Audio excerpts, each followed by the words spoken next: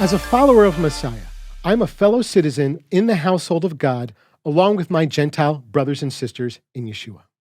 But as a Jew, I'm also still a member of the house of Israel, of God's distinctive people, and I'm covenantally bound to be true to both.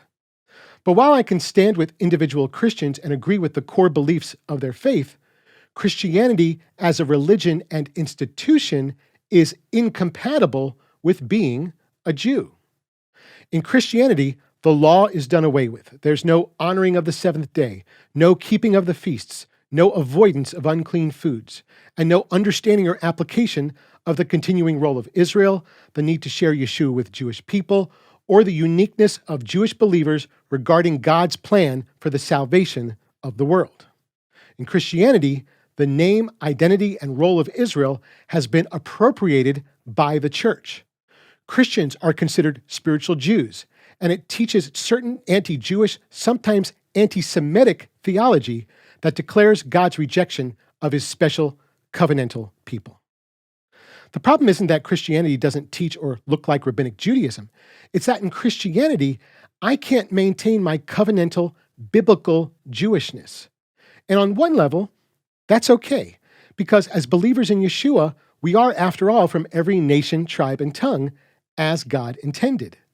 But on the most fundamental level, despite any scriptural agreement or unity that I may have with individual believers, there's nothing in the institution of Christianity to encourage or support me in my God-given Jewish distinctions and obligations, which ironically supports Christians.